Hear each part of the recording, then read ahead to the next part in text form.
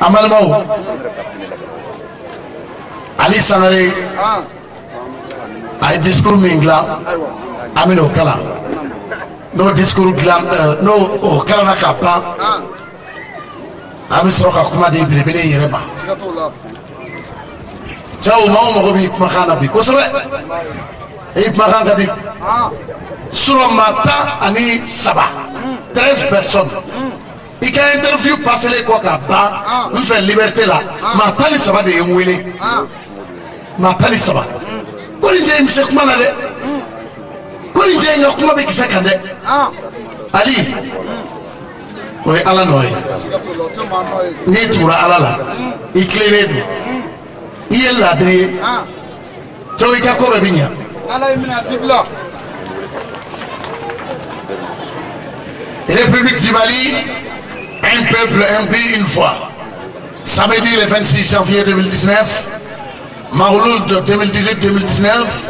du prédicateur Cheikh Ali Badra Sangaré, Yirimadjo Kadabougouni. Discours d'ouverture de Oustaz Cheikh Ali Badra Sangaré. Bismillahirrahmanirrahim. Au nom du tout miséricordieux et du très miséricordieux, louange à Dieu, le tout-puissant Allah. Monsieur le ministre des Affaires religieuses et des cultes, Monsieur le ministre de l'Éducation nationale, chers représentants du guide, Assaïd Sherif Ousmane Madane Haïdara, honorables députés, Monsieur le maire, Monsieur le parrain Ibrahima Sangaré, Madame la marraine, Madame Savon Nana Keïta, les fondateurs de Bamako, les Touré, Nialé et Dravé, les chefs des quartiers de Yirimadjo et d'autres quartiers de Bamako, les chefs des villages de Sirakorotier, la Bissibourama Sangaré et ses représentants, les hauts conseils islamiques et les leaders des groupements spirituels et religieux, chers frères et sœurs d'Ansardine, chers imams et prêcheurs, les centres coraniques et tous les tariqas du monde entier, Monsieur le commandant de brigade CBD Faladien, Monsieur le commissaire du 13e arrondissement et ses agents, Maître Karim Koulibaly du Diable Rouge, Maître Mamadou Diassana, Maître Chinoadra et tous les pratiquants d'arts martiaux. Sun, chers journalistes et animateurs de la presse, écrite, audiovisuel et bien d'autres organes, c'est avec un immense plaisir que je remercie d'abord le tout-puissant Allah qui nous a permis de voir ce jour et de tenir cet événement si grandiose. La commémoration du Mawlud est une obligation pour nous, bons musulmans, car il s'agit de l'anniversaire de la naissance du sauveur de l'humanité, Mohammed Rasulullah sallallahu alayhi wa sallam. Devenu une tradition, la commémoration a pris cette année une dimension plus grande que l'année précédente. Cela, grâce à l'implication de vous tous. Cet espace est pour nous une occasion de revoir nos comportements. Car le prophète Mohammed sallallahu alayhi wa sallam est le meilleur exemple. Alors, je demande à tous les jeunes d'avoir des bons comportements. Ne suivez pas les mauvais exemples. Mesdames et messieurs, je demande à vous tous d'œuvrer pour la paix au Mali et dans le reste du monde. Aux terroristes, aux homosexuels appelés PD à la Kansu Toroma, les guines à la Kansu Toroma, et tous ceux qui agissent mal au nom de notre religieux, je leur demande d'arrêter les atrocités et les mauvais comportements. L'islam est une religion de paix. La violence n'est pas du tout islam. Moi, Cheikh Ali Badra Sangaré, je suis un prêcheur musulman. Certes, mon souhait est donc que tout le monde adhère à la religion musulmane. Mais jamais je ne cautionnerai ces actes barbares commis au nom de l'islam. Jamais je n'appellerai qui que ce soit à tuer son prochain ou à l'humilier parce qu'il est différent. Parce qu'avant tout, musulmans ou pas, nous sommes tous des créatures de Dieu. Dieu lui-même ne manque pas de moyens pour se débarrasser de ce qu'il ne veut pas voir sur sa terre.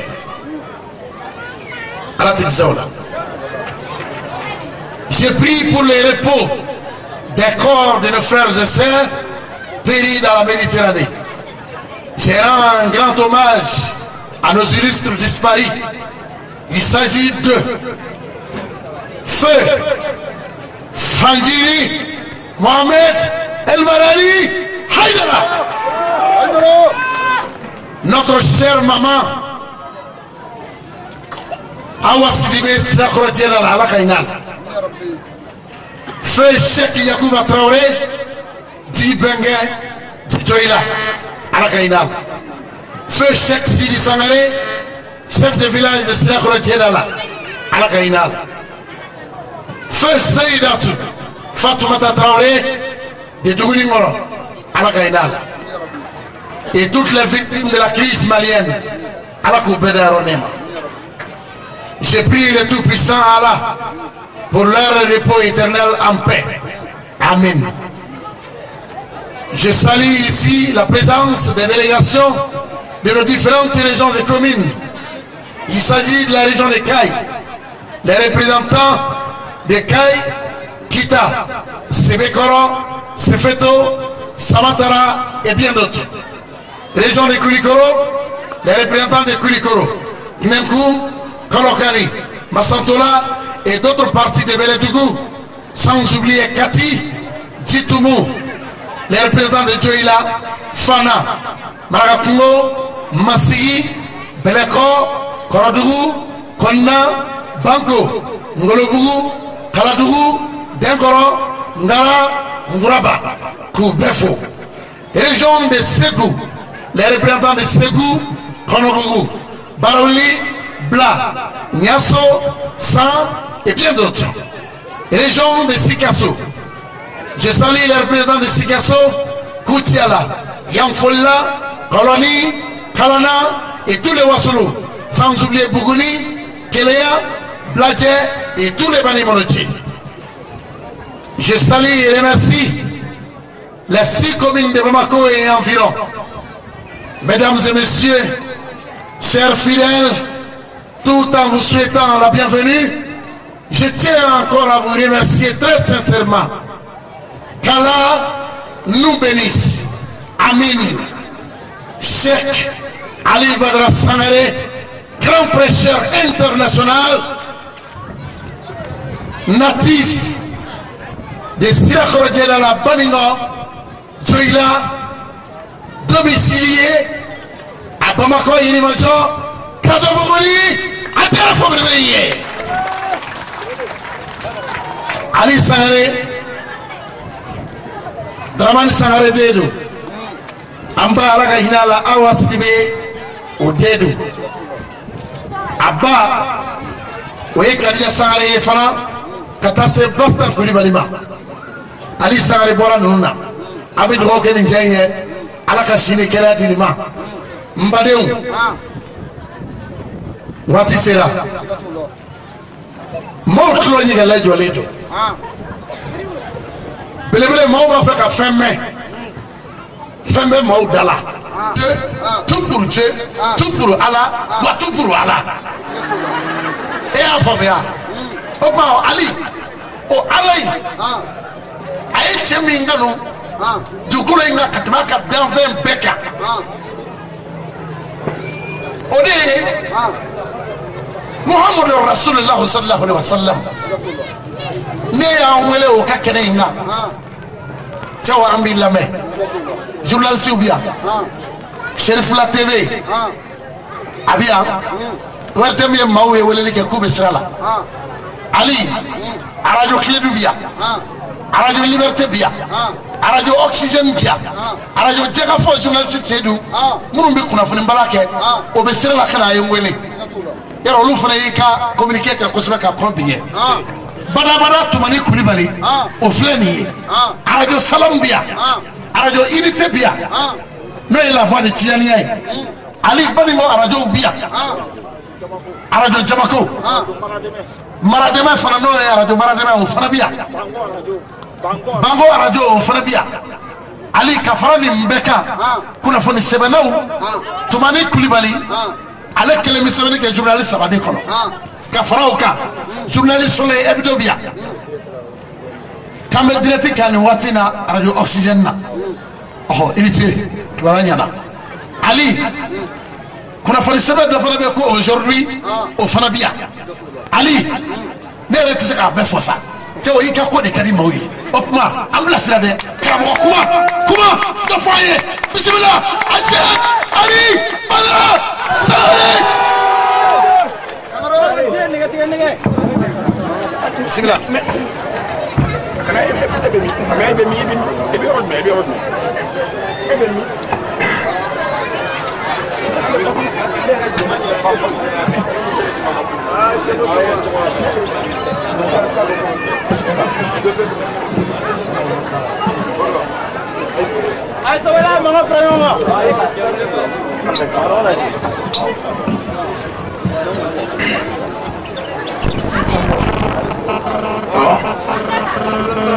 Rosa, Islamo, abin gani wasiri, an ga fatiyata, ni ga bara damne.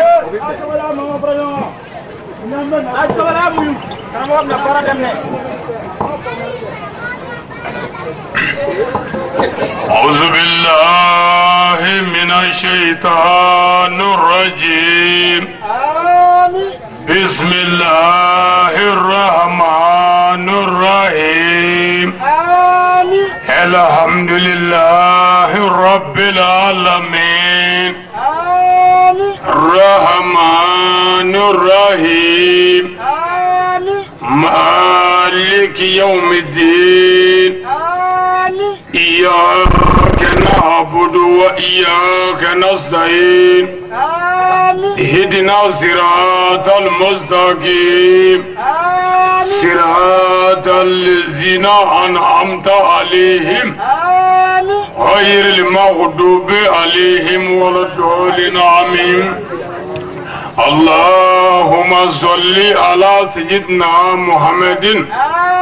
الفاتح لما أغلق والخاتم لما سبق ناصر الحق بالحق والهادي إلى صراطك المستقيم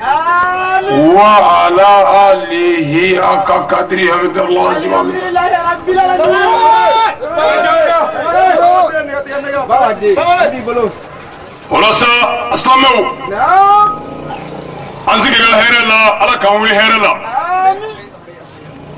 أمين مني على فهير الله على كوكاني أفرنا لبا على كانياملو على كتشيندمي على كانغا دموي جماني على كبسكي على ككيشي سي على كجهري على كجدلوي نكرا هرمي أوسلم جماعة كل نجدا كما صلى الله رسول أوكا أسلم وناموري نيالا سونا بيكابي سامديدو le 26 janvier l'année 2019 Nazara kalo klemba sa kalo folo ba flasa tan konondo wallahi odo sigato lawo ambola ambi mali kono ya ambi bamako ya ambi yirmajo ya ambi waraga sirafara balondan tere min to FC tout puissant ni ala sona ambo kenaka ya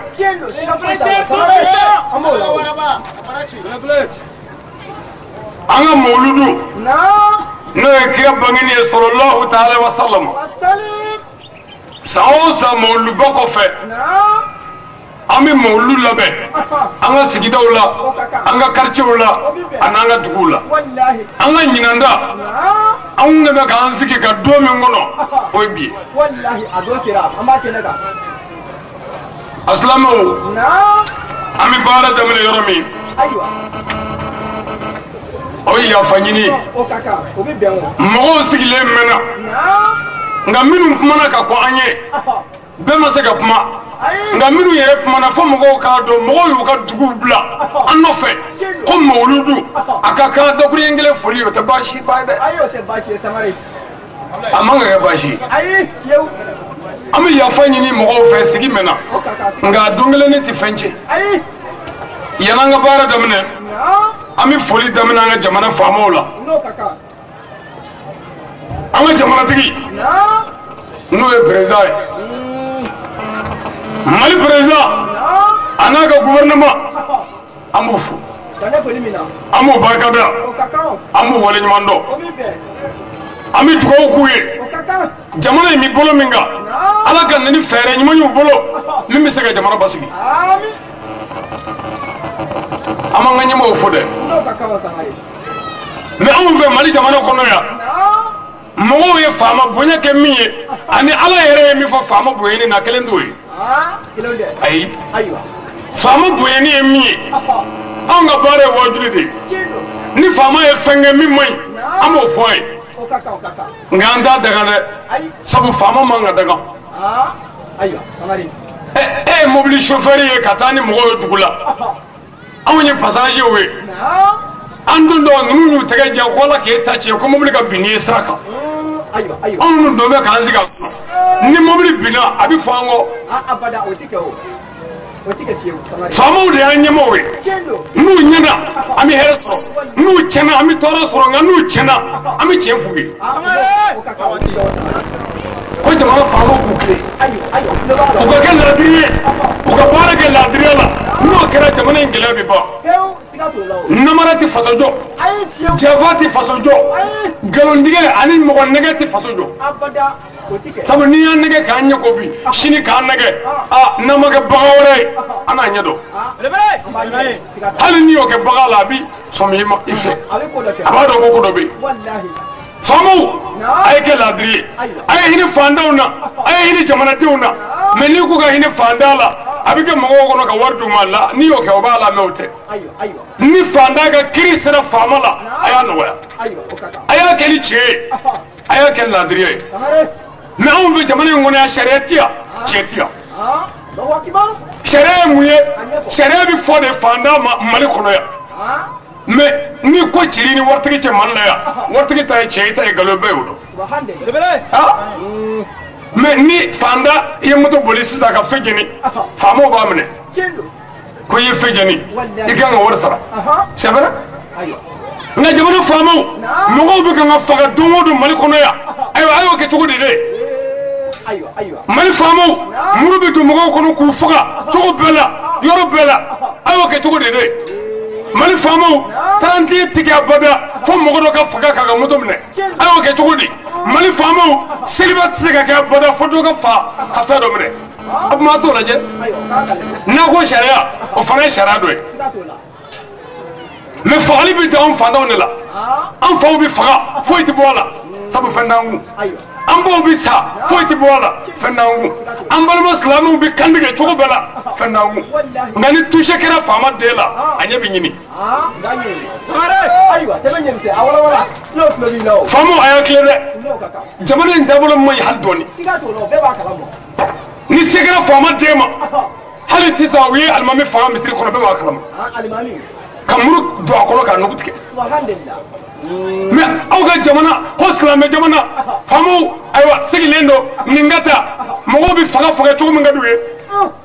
banu be fa be anzengoro wallahi fama blala ka ka Allah kana no kara bandi o nyesro mandi abada samare tebenyemse atene tlo bi law samare ni bandu we ministre do fasida o bi police ni gendarme bla ma gadala ko fama ko yoro may sitande ko bandu be dugo kono sabo we sekele mo do ma tebenyemse amufu no kaka ko barkada o bi be ko wole mondo wallahi k'a daminɛ sanfɛ fɔ duguma an ka foli b'u bɛɛ ye kɛrɛnkɛrɛnnenya an ka commandant an ka foli b'a ye n'o ye sebe ka barika da ka waleɲuman dɔn an ka commissaire 13e na yan an b'u fo ka dugawu k'u ye k'a ɲini u fɛ o kɔfɛ an ka gendarme minnu bɛ kɛnɛ kan yan n'o ye sécurité ye an ka foli b'u ye an bɛ wajuli daminɛ don min Kadobugu la Yirimajɔ yan ninnu de jɔra an kɔfɛ an y'a kɛ kununko fɔ bi an ka foli b'u ye anw di président sɔrɔ ka kuma o fɛ nka ale Tarawele n'a ka mɔgɔw gendarme u bɛ yan Ndoma n'a ka jama k'a k'a tile an b'u fo n'an bɔra yen an ka mairie Sɔgɔnɔgɔ mairie an b'a baarakɛlaw fo a n'a maire ani Yirimajɔ mairie an bɔr'u fɛ yen u y'an bonya mais n'anw ko faama y'an bonya mɔgɔw bɛ min ye n'o ye hakili surumaniw ye ko ɲaama o ye wari d'an ma Mali faama ka wari bɛ sɔrɔ wa ayi an taar'u fɛ yen u y'an lamɛn o y'an bonya ne ye an mago bɛ min na u y'o kɛ an ye jamana sariya ye min fɔ k'o n'an ka kan an y'u fo o la an bɔra yen an taara mairie la n ko wajuli b'an bolo mairie ko ma salon wa ɲinan seginna a kan ko ale mɛnna mairie la ale m'a ye fiyewu ko wajulikɛla dɔ nana autorisation ɲini wajuli sara kan n'u bɛ kɔɲɔw kɛ u bɛ fɛ ka gɔtɔrɔ tigɛ u bɛ jɛ de ɲini olu fɛ ka gɔtɔrɔ tigɛ mais ko a bada wajuli la ko mɔgɔ tɛ se mairie la ko in n'an bɛ mun na de n ko monsieur le maire ne bɛ min fɔ na la o ni karamɔgɔ tɔw bɛ min fɔ a man kan ni ma sɛbɛn ɲini a baara tɛ ɲɛ malo dɛ k'u ka sabali o kɔfɛ n bɔra yen n taara gendarmerie la ka na 13e na min bɛ fɛ n y'a f'u ye o tuma anw ka diinɛ n'an ka karamɔgɔ y'an dege faama bonya de la mais faama bonyani kɔrɔ tɛ ko k'a deli walima ko ka t'i sɛmɛ a la an ka foli b'u ye an ka dugawu b'u ye an ka barika da n'an bɔra yen Bamakɔ dugutigilamɔgɔw an ka foli b'u ye n'o ye Bamakɔ sigibaw ye toro ni ɲarew ani daravew an b'u ka dugu la an yɛrɛ bɔr'u fɛ yen an taara surakakuntigi fɛ yen a bila fɔ yen an taara surakakuntigi fɛ yen u tɛ o ni u bila kɔfɛ yen an bɔra yen an taara surakakuntigi fɛ yen dugu kɔnɔ an ye wajuli ko ɲɛfɔ a ye a diyara ye kosɛbɛ a y'an bonya an ka foli b'a ye an ka dugawu b'u ye k'a ɲini u fɛ olu de ye Bamakɔ tigiw ye n'a ɲɛna ayiwa a bɛ ɲɛ an n'u bolo n'a tiɲɛna fana a bɛ tiɲɛ an bɛɛ bolo nka an bɛ mago b'a la jamana in ka dilan ni ladiriya ye n'an bɔra yen an bɛ foli lase an ka leader ma groupement an bɛ a ɲɛmaaw fo k'a tɔnden bɛɛ fo olu de farala ɲɔgɔn kan jamana in kɔnɔ ko maaba ko ni maa ɲuman ko ni maa ka fisa maa ye ko fo de ka sabati an ka foli b'u ye an ka dugawu b'u ye a n'an ka barika da o kɔfɛ diinɛ tɔn o diinɛ tɔn bɛ Mali la yan an ka foli ani barika da waleɲuman dɔn an b'a ɲɛsin bɛɛ lajɛlen ma k'a ɲini diinɛtigiw fɛ k'a ɲini alimamiw fɛ k'a ɲini wajulikɛlaw ni karamɔgɔw fɛ an ka ɲɔgɔn minɛ ala ko wa atasim bi hablillahi jami'an wala tafarraqu he a ye ɲɔgɔn minɛ juruba kelen na he a kana fara kumakan fila de don n'an bɛnna an bɛ se fɛn bɛɛ la nka an ma bɛn de foyi m'an fara nafigiya kɔ foyi m'an fara diɲɛ nata nɔfɛ ko kɔ foyi m'an fara diɲɛ tɔgɔ ɲini ni diɲɛ jɔyɔrɔ ɲini kɔ ala ko tɛ dɛ ala kɛlɛ kira kɛlɛ lahara kɛlɛ kuranɛ kɛlɛ an ka taa fɔ ɲɔgɔn kɔ o ɲɛ kan ka ɲini o ɲɛ wɛrɛ tɛ dɛ ne mago bɛ ɲɛkun na ko in y'o de ye ne mago bɛ jɔyɔrɔ la ko in y'o de ye an ka foli bɛ leader ye ani diinɛtɔn bɛɛ ye o kɔfɛ an ka cɛkɔrɔba an b'a fo a n'an ka karamɔgɔ a n'an ɲɛjɔyɔrɔ le grand prêcheur international Alfati Lima Oguleka wal katim lima sabaka les lions des lions les lions des Galib les fils de Mohamed Madani Haïdara et de Ajda Traoré venant de Tamani habite Mali Bamako Bawani Djangnebougou près de la colline du nom de Asseidi Echak Sherif Ousmane Madani Haïdara.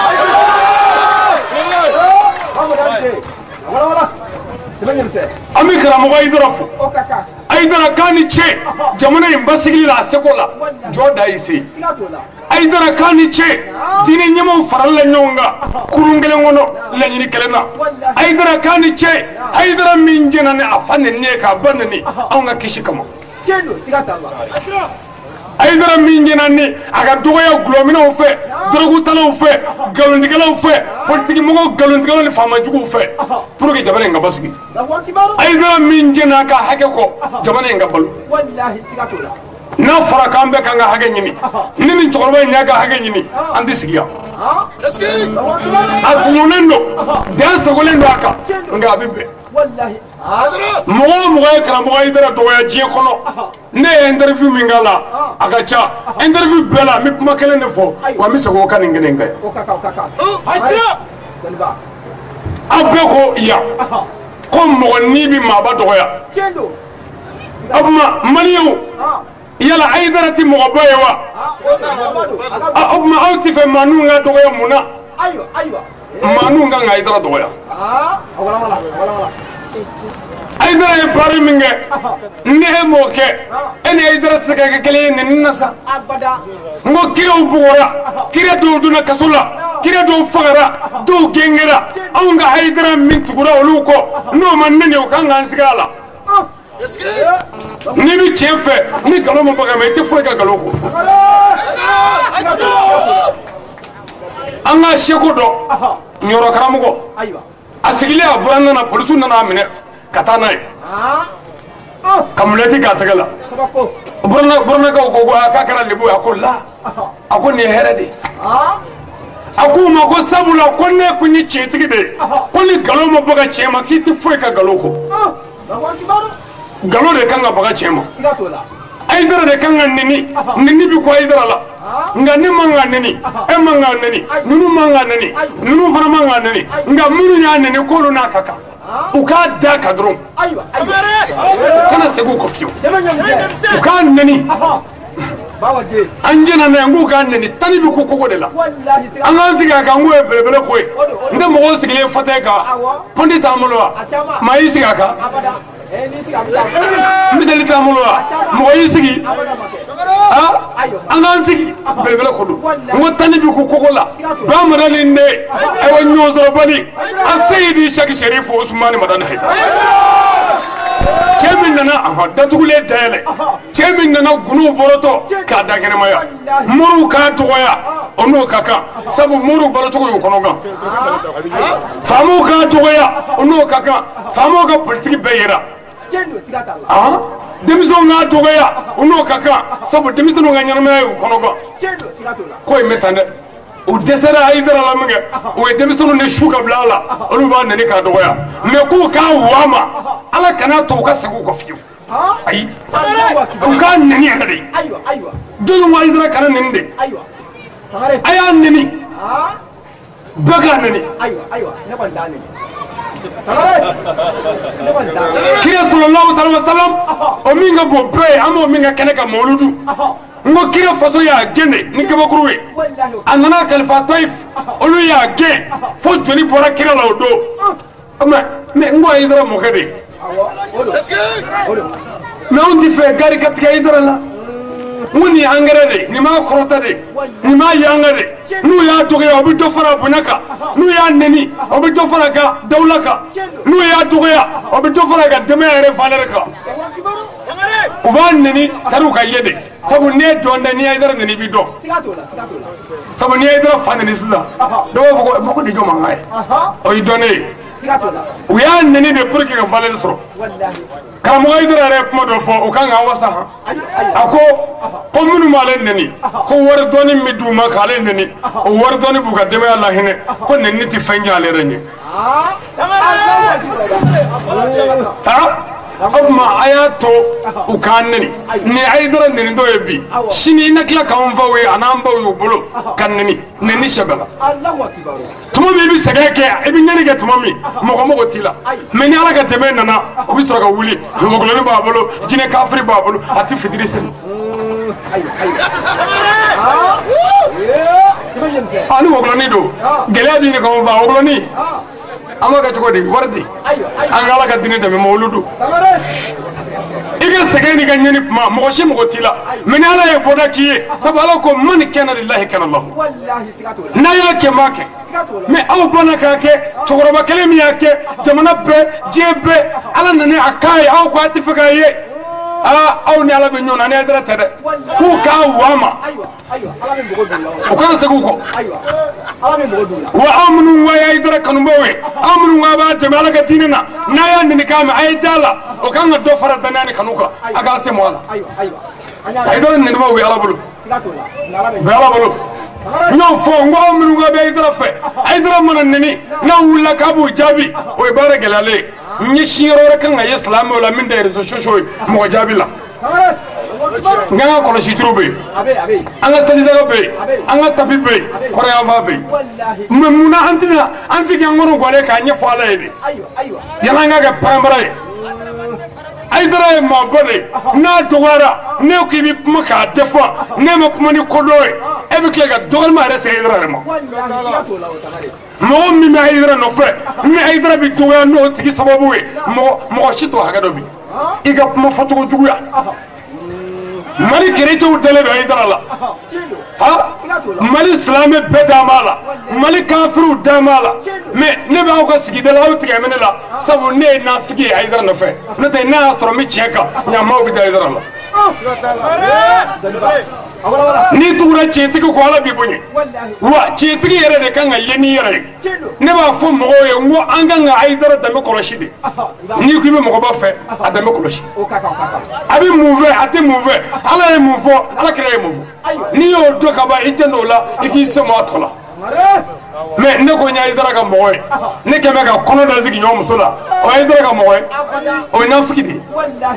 ni aidara ka mo aidara ko mo wula ne mo ko bonani ni aidara ka mo o aidara ko mo kana puma wallahi ayafo ami puma ne ngami puma ne kodo ne ni tala sikato la haidara to ya bo ku ka wama an global o ka daka global o tamare ya mesa ni fatila ni fanenna ati digilaw sikato la oh foi ta ko glegite mami ngana na yega glegi fara ibi munga tani se fly glegite ale kala ni glegi bila ni ne ga glegi fara mi tafra mais ni glegite era ni ne ga glegi fara ni mungodo ngom mo ko ni ndai glegi be aidara la uya ga glegi fara glegi tolula fate mami ne ibo fanene jodi aywa bate mami ne ibo bonen ni muye mogodo bula minum bama fu ka bi jedara ibnu chabi ni muye glomino lana to kele ga glomio ku halaki ani drogo uta olu bina wuli mashibe fola na fura kanga na korna haya ka ko lu jabi ka fo korna haya jabi mammo nafiku ma wallahi akabu mo amutu aywa ami kara mo fu ka ga deme san ma befu ka ansaru bela jele fo kle boro na biro ka baye kele befo mo mi yerete bayala ansaru te ni kara mo kan bado nga fuli bu kade foli mina ala duwo buye ningine nga ka nyina ala fela ga yere kambe kara mo ala ka menye fe ala ka nyere ka ko mo nyuma ala kana nga nafigi salamu ay baraka alakum aywa foi tese ka wasa jena ala kama barako wallahi foi tese ka wasa jena fo ka baraka alakum sikato ni yake mo kama nu ma do be nimisa me ni yake ala kama ala tijmaci abada ataki kara mo ye barake ala de kama am benyana wallahi okera wa ala ya ka boya dam okera o sheji ni nige be bela o adise ke mo ko soro menge mo ko jugu de be monde sisa ko lu yele nyonga aywa nga halu bi galo do tige ala do tige to ko mani ay uye galo do da karamo la hosaina ala do tige to ko mani mo halni ma ya ki be galo da mo la ta tige ka nya doni atse ga nyawo sabo ala be ya rabbi ala ka tiɲɛ dɛmɛ jamana ala k'a kɔlɔsi ala k'a kisi kira hɔrɔma kama sallallahu alaihi wasallam kira somɔgɔw ni maa man kan mɔgɔ dɔ dimina ka dɔgɔya fo ko wallahi billahi ko ale b'a fɔ ko Haidara tɛ serifi ye dɔ diminen ka kuma ye nin ye dɔw ko Tarawele don dɔw ko Kulubali don dɔw ko Fila don dɔw ko Boso don nin bɛɛ n'a ka kan Nabila Isa min ka bɔ Haidara ye Mariyama ye garisɛgɛ sɔrɔ min kɛ u ka mɔgɔw ko Mariyama ye jɛnɛya de kɛ k'o kɔnɔbara ye Isa ye u ko Isa ye mɔgɔ den ye Nabila Isa mais o ka bon Haidara ye an ma ɲinɛ histoire kɔ fɔlɔ koyi Mariyama ye mun fɔ foyi dɔw ka dalilu min ye ko Haidara ni nkalon dar'i la ko bɔ k'i yɛrɛ jɛya anw ko Haidara ti bɔ k'a yɛrɛ jɛya maa ye nkalon dara Mariyama la k'a ye jɛnɛya kɛ a ma kuma a y'a dɛde a ko k'ale bɛ kuma su na ko fɔ lahara ka jɔ mais den bangenen ko ale ala ka jɔn ye ale ala ka ni ale tala den sabali bɛ se fɛn bɛɛ la Nabila ye Musa alayhi salam Musa sigilen wajuli kɛyɔrɔ jama na a ye kuma in faamu dɛ Musa ye wajuli kɛ jɛnɛya kan nin cogo in na ta ka jɛnɛya lagosi o kɛra min kɛ muso dɔ kun saralen don nafigiw fɛ muso kɔnɔma don muso girinna ka wuli ko silamɛ ko salamu aleykum ko kuma bɛɛ bɛɛ ko Nabila ye Musa tɛ silamɛ ko hɔrɔn tɛ ko kɔnɔbara min filɛ ale la ko Musa de ye kɔnɔ da ale la ko ale ni ala cɛ wajuli kɛyɔrɔ la o kɛra min kɛ Musa y'i sigilen to k'a kunkolo suli dɔɔni ko ala k'a bɛ kɛ cogo di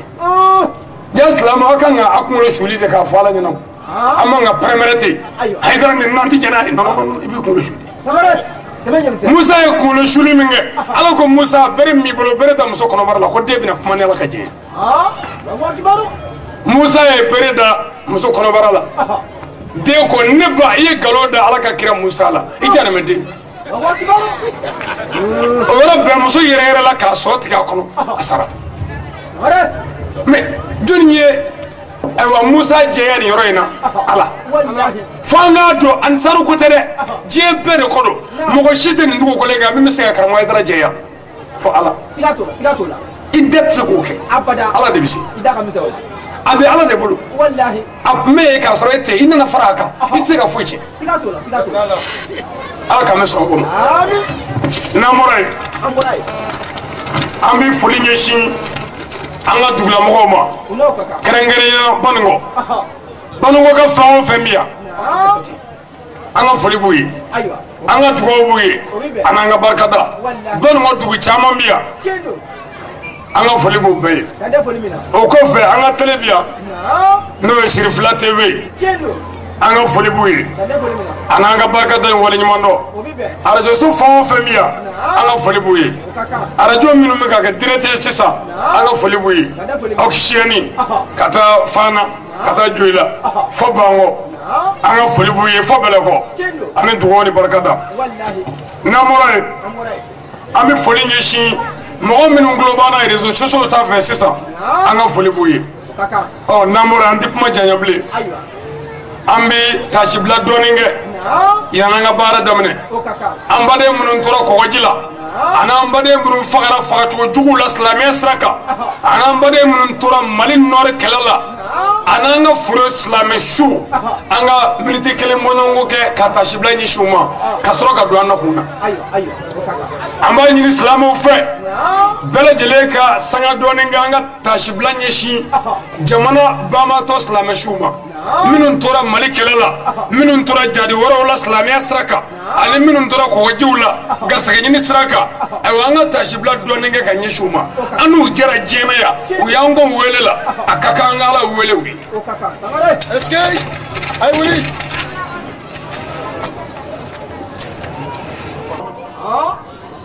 a bɛ o cɛw de bolo u bɛ jɛ a fɛ ka si a fɛ fo cɛ dɔw bɔra ka interview kɛ ko ni lafiya ka bon muso ye sabu ko nasɔngɔbɔ t'a la a banana t'a la a bɛ tobili kɛ yan ayiwa a t'o kɛ subhanallah o ye fɛn wɛrɛ ye fɛn kɔrɔlen ye min ye ngoro jeganu pedew ginu anga karamogo ay nin zeba koro foya kanin daga segiya kaba kadi faka wuya kaba nda do femi yere lutiye awnya ni manga karamogo da wajula ngoro jegani musoma ani muso chema muso de kema ga che sandrisa ka siu chela fini bi ka kono obi je muso fa ko mi chew jamana ngona ya subhanallah amma jani go chero wala keme bara foto la fo wala ke muso we je kono fo obi kanga a voter jamana dola ka fursiri ke jamana do ka kalango ere fo ba do kala leçon la hala ngaro fa o kuma faga do ayo ata sawali ayo noga sawali hal na mag islamé da mozongle ni make hal na mag islamé bido clé ni make Fashion blena clé, sunjata clé ni make. Boliso clé. Horanya kuma ver de me kuma yir do kuma. Chendo sigata Allah. Mais la ji clé là. Forgia do clé, maganda clé, alma mi chamba ingle. Wajé kala ban nu ingle. Arjo sochu chamai. Foi tu la ala ko kuma ni kira ko kuma ko. O clé là. Gorje ni straga se stroga jamana mali kono. La wa kibaro. O kilela pedo straga sestro jamana kono ayo o kilela mana musulman straga sestro nge jamana kono famu ala jere ay andame koroshi alla maga islamé andame demani horaya no kilela mama la febe bana o ko mali islamé jamana nanga ma fo no fe ma fo ho ayo nga nango manjige ama fo mali tesega wele ko islam jamana dalu bamulo wakeme muri tesega wulire atenda ngata muguteme ala islamia obmo goro jigeni dine dowa ayo kema ka ko ile obambe ya ala islamia pediya dine dowa obambe ya ala islamia shuani dine dowa obambe ya ala islamia terroriste dine dowa obambe ya dine mi wele la ala kira sallallahu alaihi wasallam ko jago ya dine mi la ikra fi din iti karama kidu ngani du ne jugo nyani wajibi wallahi nyamse abraja ngata ala islamia to gara to ko gata misri ka jana ichi soy ni mo ko te gata ala late ni no fadura kai misri do ko ya samare ayo ha kai mo wele ka do ko naga te ngata ibi bosiza shu dezer kuma ni bora ilimojuya kibi botke halle melaga mi fa obi fasral subhanallah bandu mais ni aso fa femine aya kala kama gendarme bi yawo nyininga ni taruga giri kono mo be ko kujugu kala chene kala police la gendarmerie la ni mulati bu tegala kasola unyininga ayo ko to abeto ni min dogote abogari otoy muhammadu walma aliyu walma aywa umaru walma seidu walma ashmana tobo ma ko to ni man dogo islam to awolama mais akadogo ike so mene ka to ko pierre okadogo akadogo ike so mene ka to ko pol okadogo mais on islam jamana on islam tout on islam tout olu de ka bare kera mo faga hali be ko lu islam we li yo fadra ki mo do ya olu kafiru di nous disons que niveau on manze me ala la kafo mais on est ala che mali jamana kono badu bi mo mi faga sa kono derma haga do anga jamana famo bi mingana ya politique la atanye do beba nyalo wallahi ni kamay bi ke iti politique se chier mimina mo fara jonga khatu ko fa nyana bo fo de ko mbalde walula anga votra ni zigira mininga bomana ya mole ngani mi fa ngasro ka ba odon le mali ne pale mali iya nege ni bomana ngai andalila isigira nguna inana kawara fandi mino kanna mara nin bɛɛ fɔli ye masiba ye a k'a ye mɔgɔw dɔgɔya faamaw ani jamana ɲɛmaaw ani groupement leader ayiwa ani juma ani silamɛ tɔn o silamɛ tɔn bɛ yen a ye wuli a ka fara ɲɔgɔn kan an ka dankari jogojuguya la jamana lafiya ma nɔgɔ dɛ n'an ko an ka lafiya sɔrɔ sira dɔw de bɛ yen f'an ka t'o fɛ n'an bɛ ka taa min fɛ walayi ni hɛrɛ bɛ sɔrɔ nin kan ɲama an mago ɲɛna hɛrɛ tɛ sɔrɔ tan dɛ. Nous invoquons le grand nom de Dieu pour nous protéger contre les bandits armés. La seule protection éternelle et infaillible est celle de Dieu. Après le grand nom de Dieu, qui a débuté les choses et qui va terminer les choses.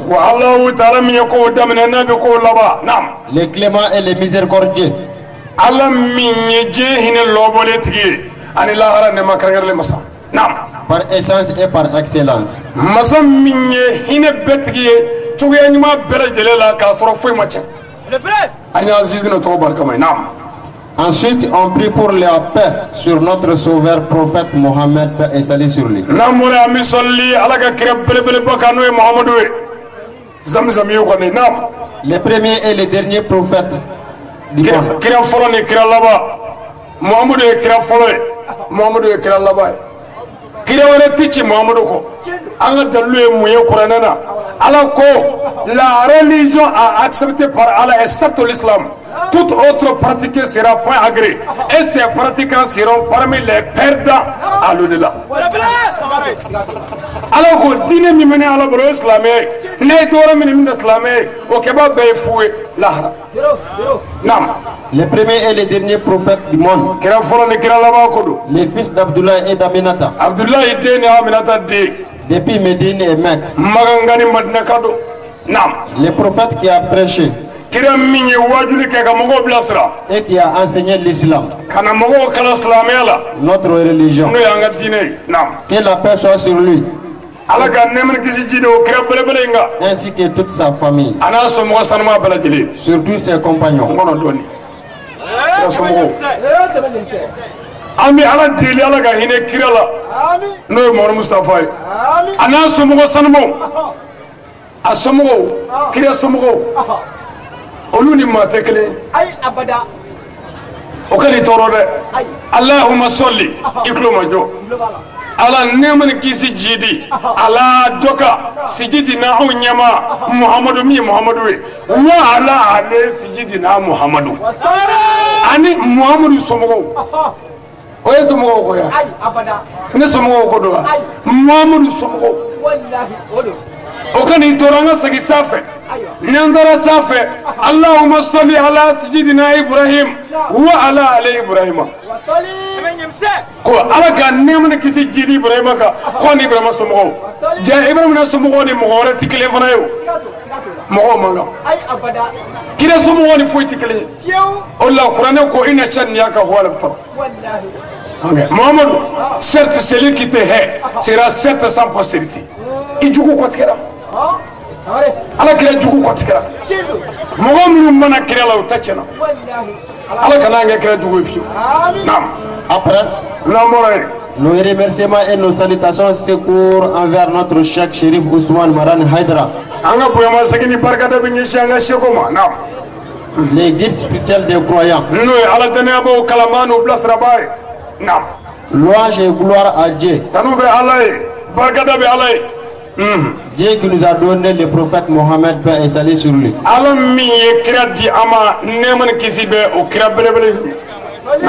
Qui est la cause des créatures. Alors que nous avons établi la terre, les cieux et ceux qui sont entre eux à cause du prophète Mohammed. Aw ala ye diɲɛ da kabakolo da ka dugukolo da a n'a kɔnɔfɛnw an y'a da kira Muhammadu de kama o kira ka kelen sigira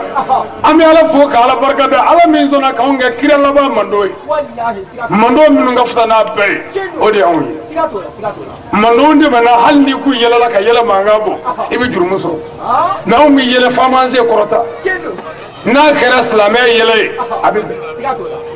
an bɛ mawuludu kɛnɛ kan non. Lorsque le mois béni Rabil Awal appelé Doma en Bambara est arrivé, a ko tuma min na ni kalo barikama jɔra n'o ye kira bange kalo ye sallallahu ta'ala wa sallam min ye Rabil Awal ye bamanankan na ko doma kalo i y'o kɔrɔ dɔn doma kalo fɔlɔ bamanan kafiriya tile la olu ko kira Muhamadu bange kalo ma ko nin ye dɔgɔ kalo ye dɔgɔ kalo dɔgɔ kalo gulɔmina tile ko nin ye dɔgɔ kalo ye sabu ko kira bangena mɔgɔ bɛ dɔgɔ kɛ i fa sadon wa mɔgɔ bɛ dɔgɔ kɛ i ba sadon wa nka n'a fɔra k'i ye bagi sɔrɔ i bɛ dɔgɔ kɛ i bɛ pan n'a fɔra k'i ye wari caman sɔrɔ i bɛ pan n'i ye muso sɔrɔ i bɛ pan n'i ye cɛ sɔrɔ i bɛ pan n'i ye den sɔrɔ i bɛ pan jaa mɔgɔ bɛ pan ka dɔgɔ kɛ ni hɛrɛ de ye o bamanan ko nin kalo in ma ko dɔma kalo ko kira Muhamadu Mustafa nani ye hɛrɛ ye hali n'olu ma tugu a la k'a bange kalo ye kalo dɔgɔ kalo ye ko kira bange kalo ye dɔgɔ kalo ye bamanan ye nin fɔ a silamɛ an t'a lajɛ ni nin kɛra bamananya tile ko dɔma kalo ayiwa anw ka laji tile la an bɔlen kɔ Maka f'i bala ni Madinɛ f'i bala ni Kuwaiti an bɔlen kɔ nin jamana bɛɛ la an y'o kɛ bida bida o kɛra o ye an bɔlen kɔ arabu jamana ka kalan na an ye mawuludu kɛ mushrikuya ye an galalenba an ye mawuludu kɛ haramu ye an galalenba an ye mawuludukɛlaw daga k'a ɲini tɔɔrɔ k'o sɔrɔ mais bamanan gulɔ minɛ fo k'a lagalaga a ko nin kalo in ye dɔ kalo ye o tuma dɔma kalo gulɔ minɛ kusayara ni anw ka laji ninnu ye gulɔmina ye kira Muhamadu Mustafa bonya n'anw ka lajiw ye gulɔmina ye kira Muhamadu valeur to la n'anw ka lajiw ye sabu gulɔmina ko Muhamadu ta ye tiɲɛ ye wa a nana ye hɛrɛ nka a ye min fɔ anw tɛ se tuma min ni nin kalo in jɔra n'o ye Rabil Awal ye dɔw ko ko mawuludu k'an b'a kɛ ko dalilu t'an bolo kitabu dɔ bɛ yen ko Muhamadu Rasulullah n'o b'i bolo nana ye mawuludu bɛ kɛ diɲɛ kɔnɔ a ka ca san 900 ni kɔ ye a fɛteli o t'a daminɛ ye dɛ a fɛti bɛ ka kɛ a ka ca san 900 ni kɔ ye o kitabu in ne kɔnɔ a page numéro 65 dɔnnibaa dɔ bɛ yen ko Abu Sama ale ko ale ka tile la ko ale ma foyi ye diɲɛ kɔnɔ mɔgɔ bɛ se ka nisɔndiya ko min na ka baraji ba sɔrɔ ka tɛmɛ fɛn bɛɛ kan min ka bon ni kira bange ni nisɔndiya ye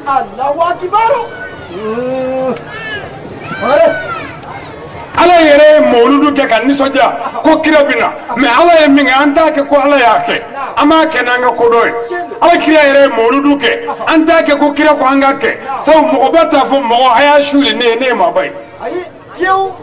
nka mɔgɔw de b'a dɔn nin ye maaba ye k'i bonya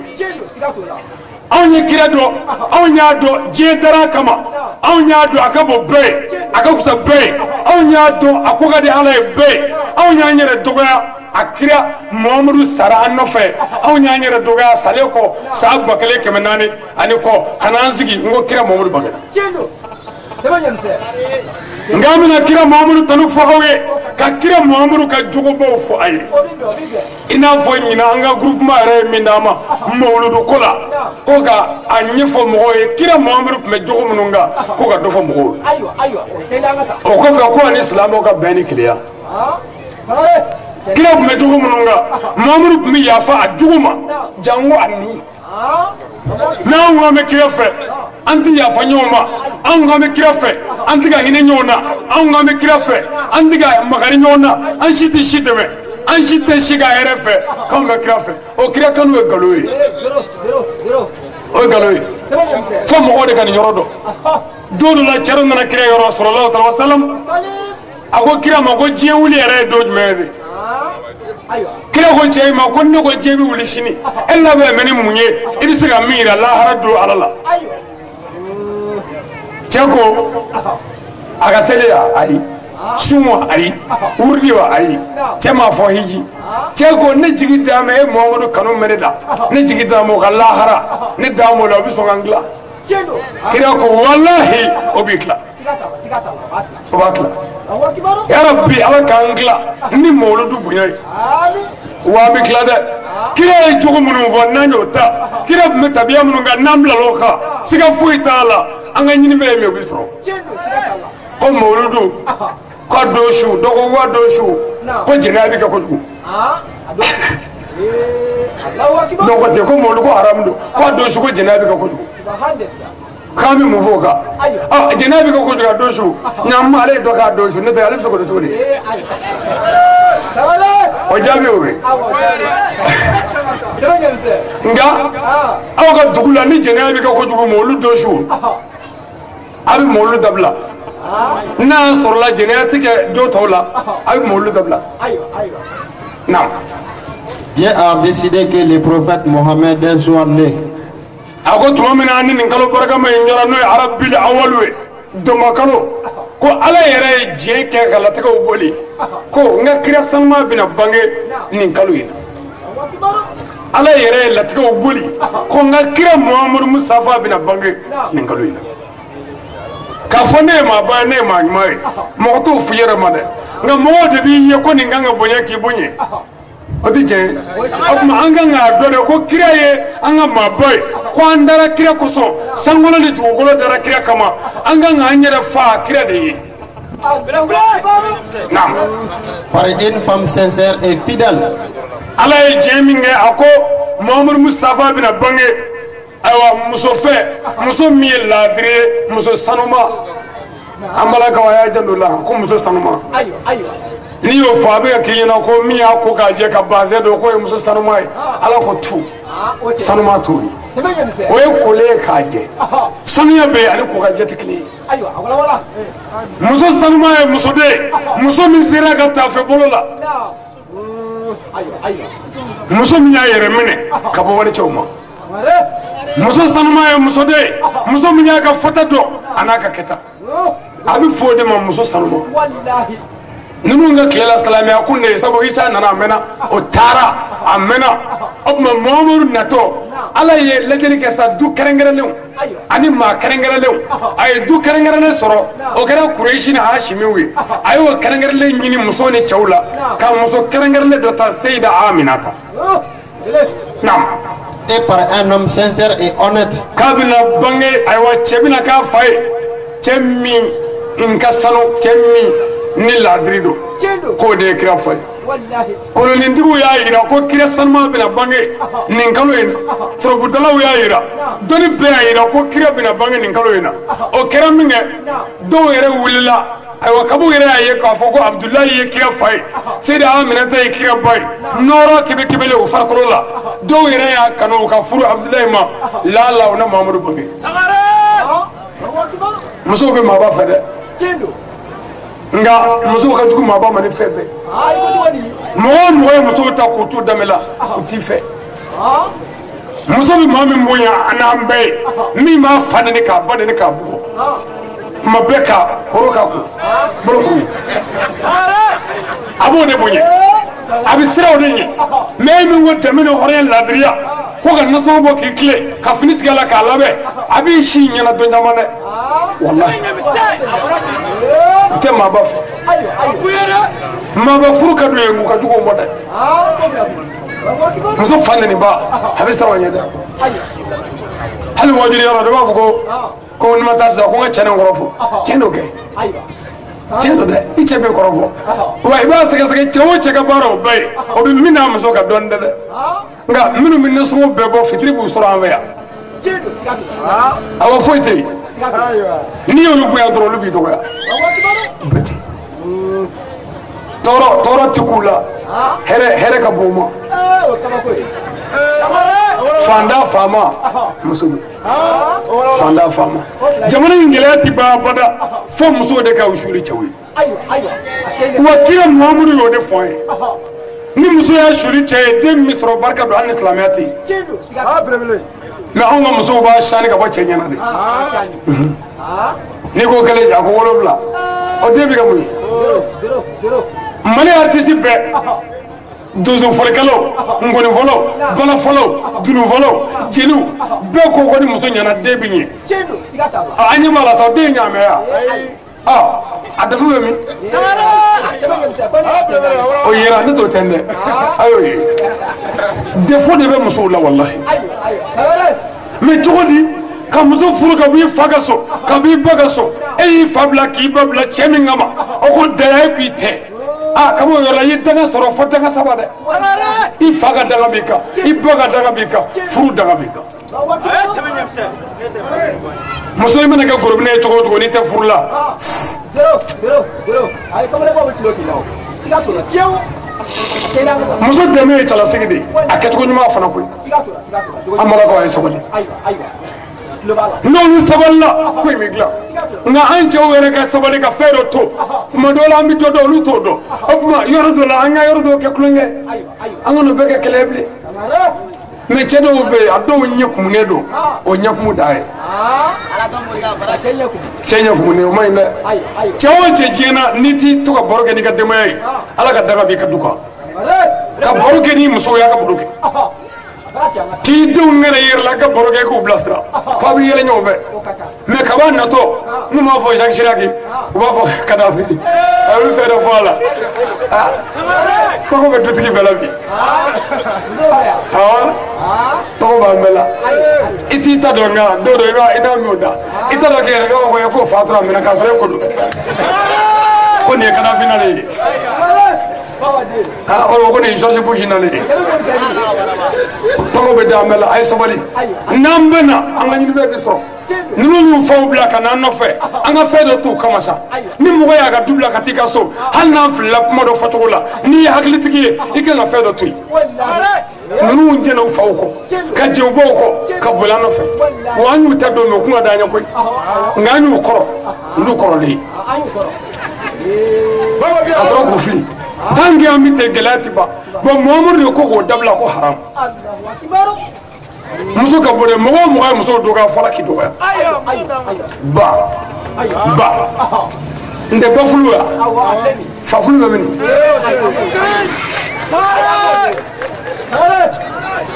bajite nde baji be faji be mi ama fo aidara mo baya mo fa be mi barajite ya faraji me dugu bote ya dugu fama ya ala to babe teni mbaya ma kada de me afa we ko subasma me sofasma yo me boni fenda kali natura place la kabu ngana yo place Un dimanche, le 11e jour du mois de béni de Rabiul Awwal. Ako do la cardio fait. No dimanche doy. Kabe Rabiul Awwal do makalo kletani kilema. Nam. En l'an 570 de la naissance de Jésus-Christ. Kabe sa ki me tourne bi olo vlama nabla isa bangeni. En l'année de guerre des éléphants. Samakale sa koni. Ako samakale sa isa bangeni sa ki me tourne bi olo vla ko kira de bangeni. Nga yani kira yere ka wati kase nabla isa yere ka tana isa e chrétien fara nyonga na so pastor club ngana ani lukaw ni me bibulu kono ne chedo lobila isa kuma ay nafie mina kuma duma do foye kibara duma do ayo chrétien ko nam isa ko ne isa ya alaka kire mina ta hala yorola ko ala bina chide do bla kana ni sanuma bibulu ko ni sanubina no nana ay dala ay to ko fala hara ko de chetki bibulu ancien testament ko ni sanubina ni sanu oye bibulu ayo Couronne Erlani au Ladje, allez à la Kalanya, quand Jésus le fils de Marie dit, oh l'enfant d'Israël, je suis vraiment le messager d'Allah envoyé à vous, confirmateur de ce qui est dans la Torah. Et intérieur à moi et annonciateur d'un messager à venir après moi dont le nom sera Ahmed. Ahmed Yorola. Ahmed en arabe est presque la même signification que Mohamed. C'est pourquoi les deux termes sont utilisés dans les 5 Courans. Ça désigne la même personne, le prophète de l'islam. Et quand Jésus, le fils de Marie, dit, comme Mariam a dit Isa, Mariam a dit Isa, Allah dit Mariam a dit Isa. Oh l'enfant d'Israël, quand il y a un bon Israël, je suis vraiment le messager d'Allah. Ne Isa et Allah qui crée. Tiens, là. Envoyé à vous, Kati Aouma, Aou bon Israël. Malé au côté, Bani Israël. Confirmateur de ce qui dans la Torah. Quand on fait la gala et même Taureta là. Année Ninjila là. Mais, enterré la moine qu'on fait. Annonciateur des messagers à venir pour moi dans le nom de Ahmed. Kirabina, on fait Kirabina. À toi, quoi, Ahmed. Pour un an, quoi, Ahmed ni Mohamed Bey, check le mot islam au Kakira. Quoi, bien là-bas. Oh, Ahmed, nous avons chrétien qui était. Mais Isa, quoi, quoi, n'a toi, mon ma bella. An passer we sigi munumbi ani lukaw oluko no ko Isa ko mimito ya kuma be ko ni sanu ko te Muhammadu bamananga ni arabuka tiklinyi ni sanu bamananga ni sanu ma ko yowe arabuka Ahmed ni sanu mai o ko to ni ngodu ko abi to amule ya kuma be abi to amule ya kuma be ti dore mo bisa nga ka kewale bi to amule afuka jinwuli kile ko nga wajulike ndaka to ya afatule munje kile ko nga ta hijike mo ti ta maga kile ka fatule munje hijila akwanga seri mo ti selewa ayo ka fatule munje sella ala kunya albami ama fatuwa ndal mo misigleya tamare apma kile ka fatule munje kile ba amule ya kuma be kile ka waliya biya fuka jinwuli fo mo de kan fam abuma ko ni Mamadou nana ko bega dawla ko bega tugola ko bina ale Isa ka ma fole sebendia Isa ko tugodi mawara te fola ale chide ni nana ko mawara te fola ama sebendia wa Isa ko namara kanake jaba kanake ko ala ka batu ama sebendia e president de tumena mal ko na morbo o ga fanga bana dawara nana Musa o ga fanga bana dawara nana fanga na se Ibrahim Boga Ketama obi asisa ni mami ngo morbo klela ko mi mega maliko na ko fi ko ke ini president binya abada abinyo mbala wala be wallahi kira bangani kene kay to nga saga nga jamana fle o kaka demiso ay jogo fle de nyera ni sokadi demise chama biya fedo be nseka woni ma fode ay bolbol ke mo lula nga fedo be ngofu abuka sira min ye mina tango barabulu 220 mugumani pandomani shuwe sirala obado démission ay sabali ay sabali mogo bi se ka denmisɛnya kɛ k'a sɔrɔ i ma nin bɛɛ ta sa an faw filɛ nin ye u ye baara kɛ k'an baw furu k'an wolo u ma farisa kunun dɛ tango kun tɛ yen bon ni maa min ko maa kunu ka baara kɛ a bɛ an fɔ k'e fɔre ya a y'o fɔ kɛ a ye sabali tellement que a gɛlɛyara fo denmisɛnnin jɔlen bɛ balancer ko wɛwɛ a tɛ se ka jɔ ka kilew min b'a kɔnɔ ka girin wɛwɛ a bɛ balancer de i n'a fɔ ressort b'a la ko wɛwɛ ni ko ni mɔgɔ kɔni ɲɛ turulen fɛn dɔ bɛ yen ɲɛ man ka turu ni n ko ma ale Tarawele gendarmerie ye kalan dɔ kɛ o kalan y'a jira dorogu dɔ de bɛ yen n'i y'a ta ni kuma na mɔgɔ fɛ ko ni ko sisan ko nin ta ka di yan dɛ a b'a ɲɛ wa fɔlɔ a tɛ kuma ka sɔrɔ ko ko dorogu dɔ de bɛ yen o b'o kɛ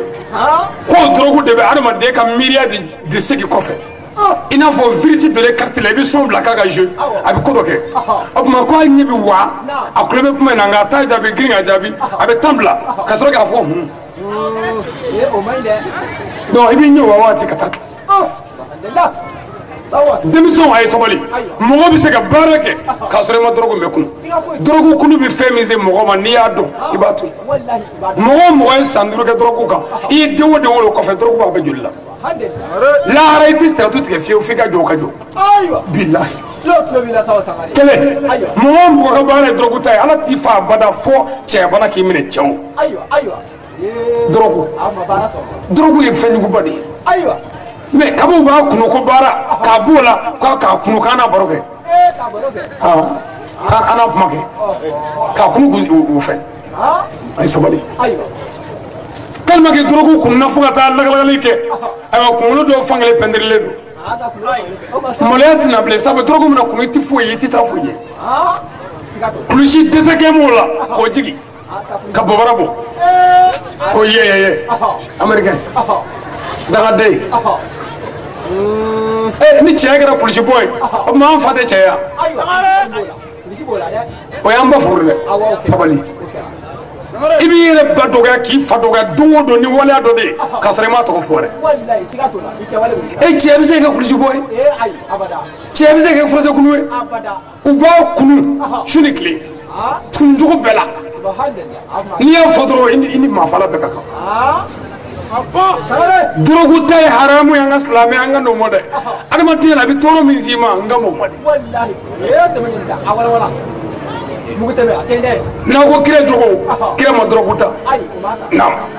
Dieu a fait une grande ouverture envers le monde.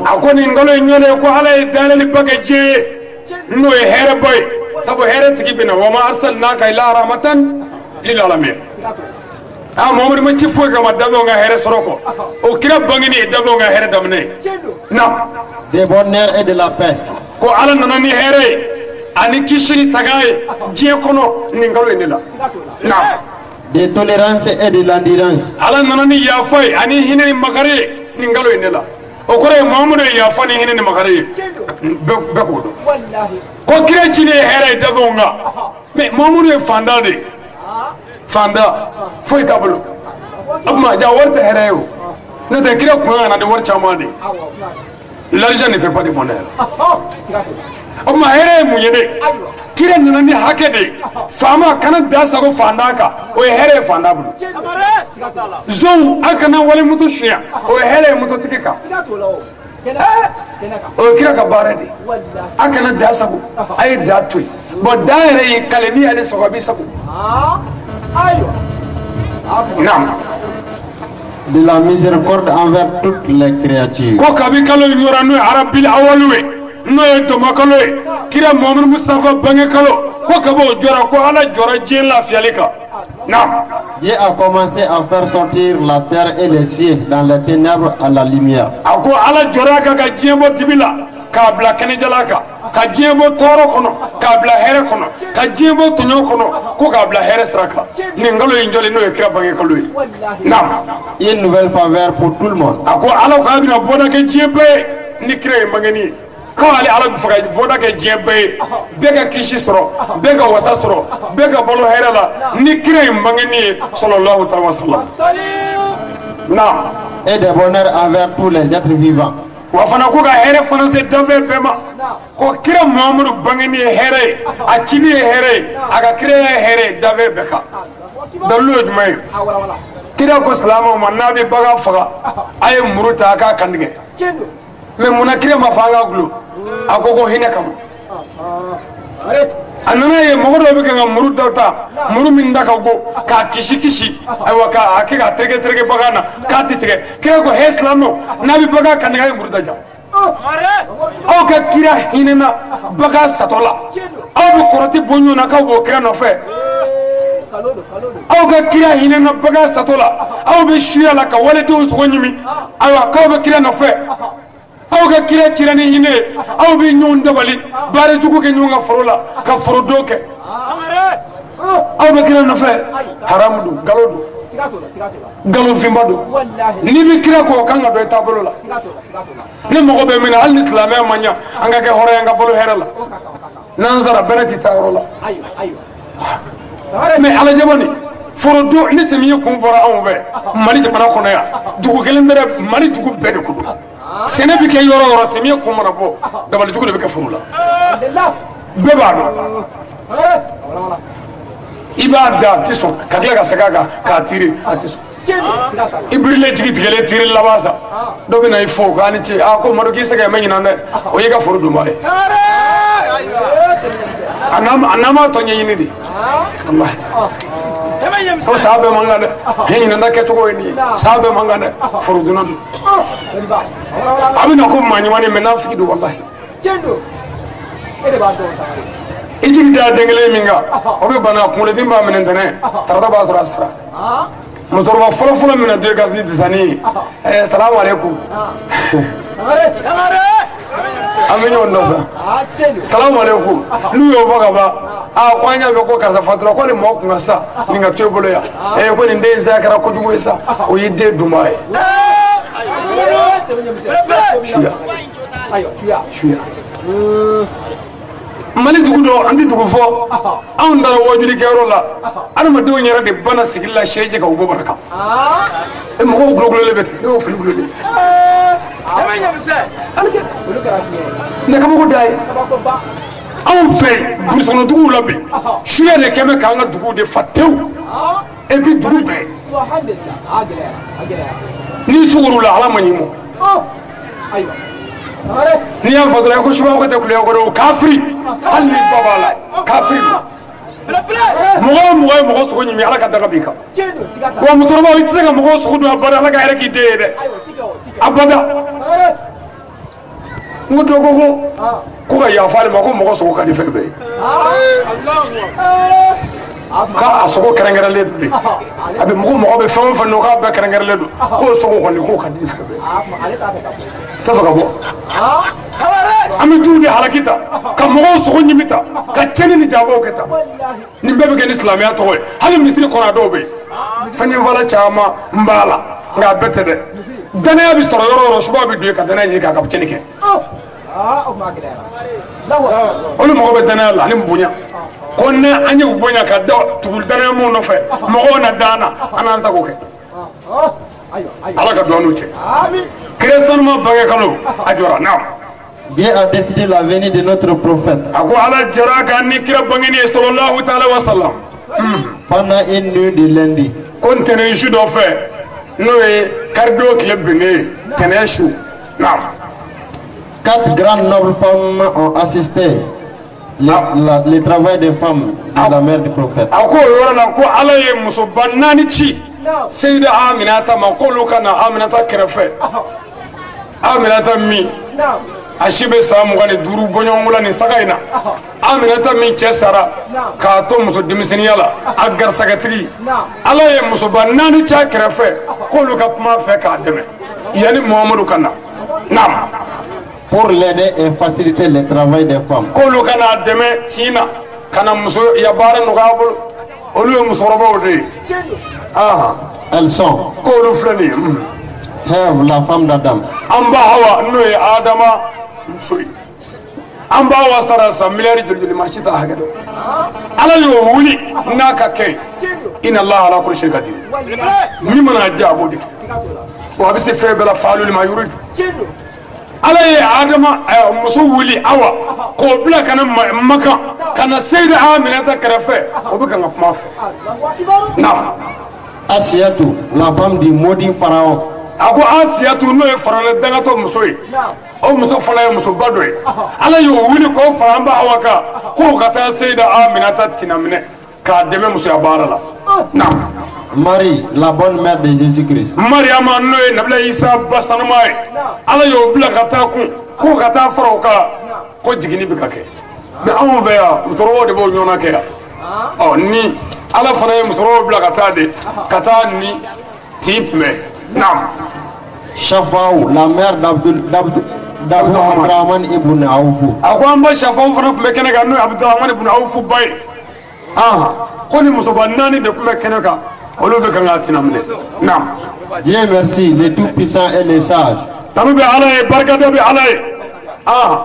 Un lundi, notre grand prophète Mohammed est né. ako ndene mi ofe anga kila sanuma bangena no Muhammadu sallallahu ta'ala wa sallam Le 12 de l'année de guerre des éléphants. ako sama kale sa ako kalo kletan fula do makal rabil awali kira bangena na En 570 de la naissance de kabbe Jésus. nabla Isa bangeli sa keme duru ani biwolo vlama na Le propriétaire du livre a dit, celui qui se tient debout par la joie de la naissance du prophète Mohammed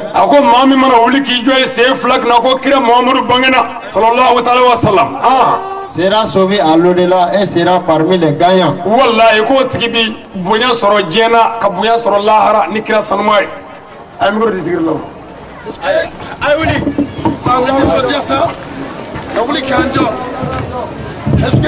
Kabangera kira bangera sa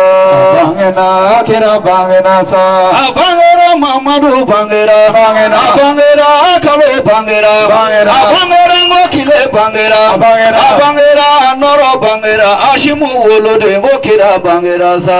bangena ngokira bangera sa bangera Mamadu bangera bangera dolo bangera bangera wabaji bangera torati gido ngokira bangera sa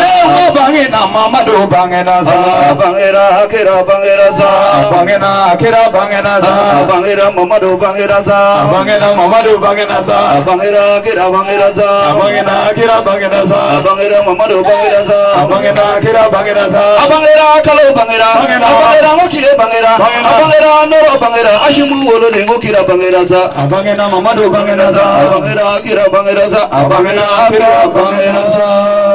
lagana fana barkai amor mina mori sare badra manga fara wala ayaw sigi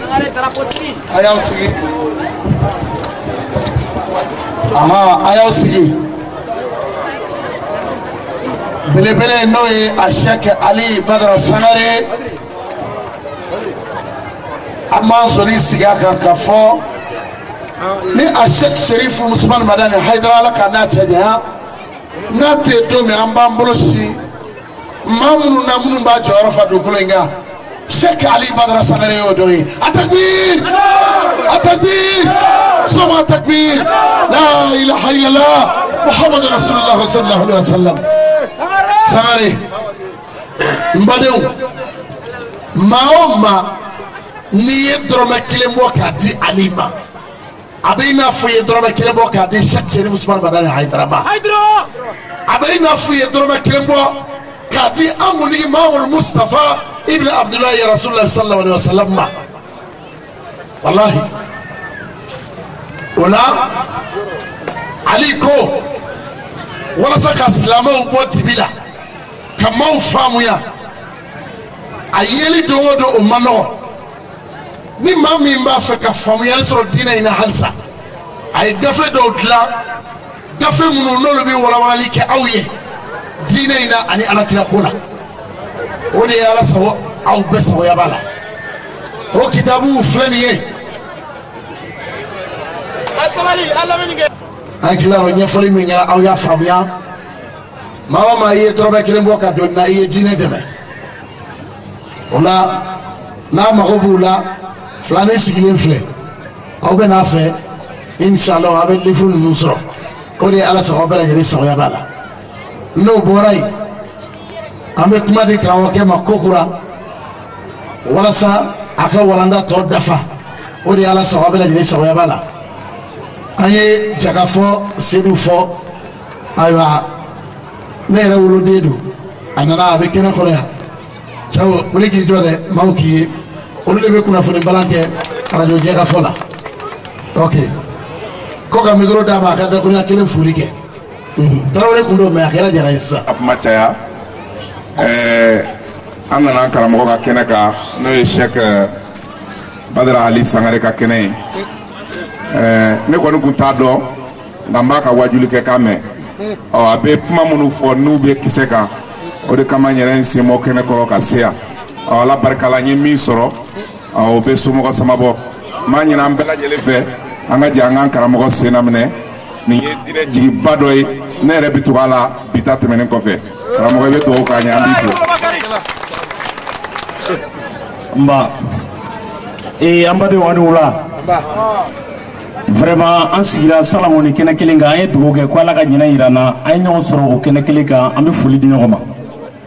kuma in man ca i n'a fɔ karamɔgɔ Siru tɛmɛna ye sisan ka fɔ cogo min na Abdoulaye Kulubali don radio Oxygène sanfɛ ani u y'a fɔ cogo min na radio caman sɔgɔlen b'an na bi nin kɛnɛ in kan ne ka kuma man ca salon ni kɛnɛ in kan yan a fɔra k'an ka dugawu minɛ o ye ne siɲɛ fɔlɔ ye ka karamɔgɔ ye ni o ye Badara Aliyu Sangare o ye ne siɲɛ fɔlɔ ye ka s'a kɛnɛ kan Babile y'a fɔ an ye an sera yan tuma min na dugawu bɛna kɛ ne ye ŋaniya dɔ don k'a fɔ n ko bɔn sisan an filɛ kɛnɛ min kan n b'a ɲini Ala fɛ Ala k'a kɛ ni kama bɛ yen an filɛ karamɔgɔ min ka wajulu kɛnɛ kan ne ye kunnafonidila ye n t'a ɲini politiki mɔgɔ fɛ n tɛ taa n tɛgɛ da n ko mɔgɔ ye aw bɛɛ b'a mankan mɛn a ka kɛnɛ kama ko kama bɛ yen Ala k'a kɛ a kɛ Alaya kosɔn ko kama bɛ yen bolimafɛn de hami bɛ ne la n'o ye mobili ye ne ye mobili 2 sɔrɔ ka na bɛn ni kɛnɛ ye a 2nan dira ne ma ne na ye ka kuma dɔn non Ala ma deli k'o nɔgɔya ma k'a fɔ ko n bɛna kuma dɔ fɔ min bɛ yen n'a sɔrɔ ni bi a tigɛ ko nkalon a b'a dɔn publicité kan tɛ dɛ mɔgɔ mɔgɔ b'a lamɛn kunnafoni na oxygène na sɔgɔmada fɛ bɛɛ b'an lamɛn o kɔfɛ Joyila bi fana ninnu na bɛɛ lamɛnnen don yɔrɔ caman na bi n ye ŋaniya min ta k'a ɲini Ala fɛ wa 2nan yɛrɛ di don kɛra mun ye Ali kuma min na a wula k'a bɛna wajulu ɲini ɲinɛ a bɛna kɛ ne ko n b'a fɛ a k'a kɛ direct ye radio oxygène sanfɛla la an y'o kumaɲɔgɔnya kɛ don min na ne n'ali tilala o kumaɲɔgɔnya la Ala ka kɛ la mobili 2nan diba ye mobili boli ka na di ne ma an ka so ne n'ali ka kuma don fana k'a sɔrɔ kɛnɛ don ma se donc ne sera o kɛnɛ ka bi 2nan in ma boli fɔlɔ yɛrɛ a ma deli ka boli fɔlɔ Ala barika la ne sera o kɛnɛ kan n'a sɔrɔ ko ɲuman don waati so in kan k'o waleɲumandɔn kɛ bi o tuma an bɛ foli kɛ bi ka bɔ kuma la yan an bɛ kana wɛrɛw siri ɲinɛ min ka bon ni salanko ta ye ni Ala sɔnna ma n'o fana dafara an b'o fana fɔ ye nin kɛnɛ kan Ala sago aw sago. Fara foyi t'an fɛ bilen k'a fo k'aw barikada k'aw waleɲumandɔn an ka denmisɛn caman bi yan ka bɔ Wonida la dugu kɔnɔ an faw n'an kɔrɔw a n'an dɔgɔninw o caman bi yan an ka foli b'u ye u fana u ye baara caman kɛ Ala k'u sara ni hɛrɛ mɔgɔ o mɔgɔ ka dɛmɛ y'an sɔrɔ yan fɛn o fɛn na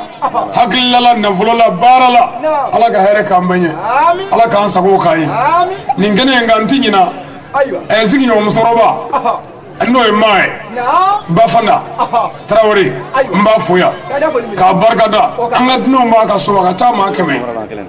Ala ka hɛrɛ k'an n'a ye an fana ye kura ta du min kɔnɔ an ka foli b'u ye a n'an ka dugawu ni barikada ka dugawu kɛ bɛɛ ye k'a ɲini bɛɛ fɛ ni Ala sɔnna n y'a kanu alimami bɛ dugawu kɛ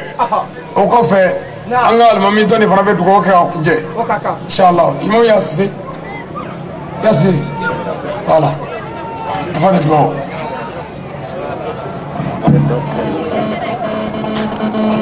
من على الموقع تبعد الموقع هم فتاة أوقع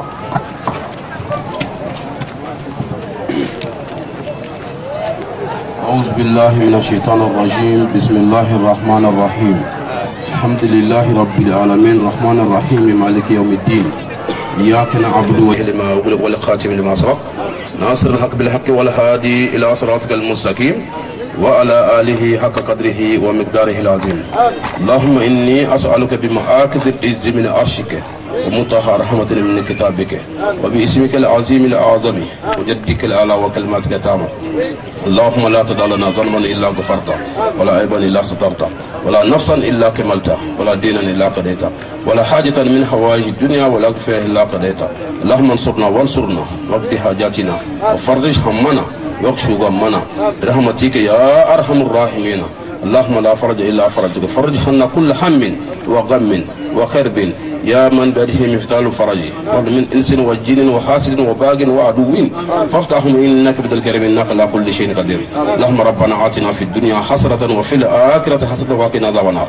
ربنا لا تزغ قلوبنا بعد إذ هديتنا وهب لنا من لدنك رحمة انك انت الوهاب ربنا انك جامع الناس اليوم لا ريب فيه ان الله لا يخلف الميعاد ربنا ظلمنا انفسنا ان لم تغفر لنا وترحمنا لنكن من الخاسرين صل سبحان ربك رب العزة عما يصفون والصلاة والسلام على المرسلين والحمد لله رب العالمين شكرا لكم والفرضية والأهدية وبحقك فيها القهرية وبلامها اللطيفية سبحان ربك رب العزة أما يصفون والسلام على المرسلين والحمد لله رب العالمين.